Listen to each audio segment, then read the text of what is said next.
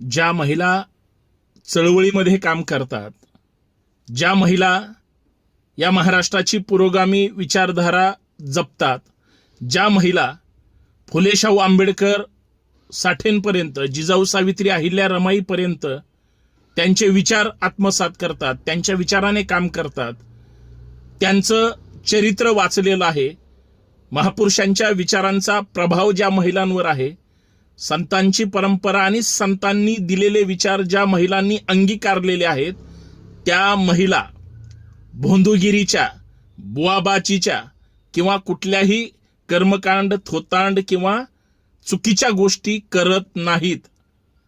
त्या महिला ज्या पुरोगामी चळवळीशी किंवा परिवर्तनवादी विचार, विज्ञानवादी विचार ज्या महिलांनी स्वीकारलेत, त्या महिला कुठल्याही बाबाचं तीर्थप्रसाद खायला जात नाहीत, आशीर्वाद घ्यायला जात नाहीत किंवा गुरु करायला जात नाहीत.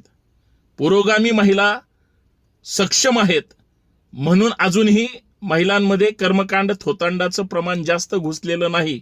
परंतु बहुतांश महिला ह्या विचारशील नाहीत, कृतिशील नाहीत, म्हणून चुकीच्या मार्गावर आहेत.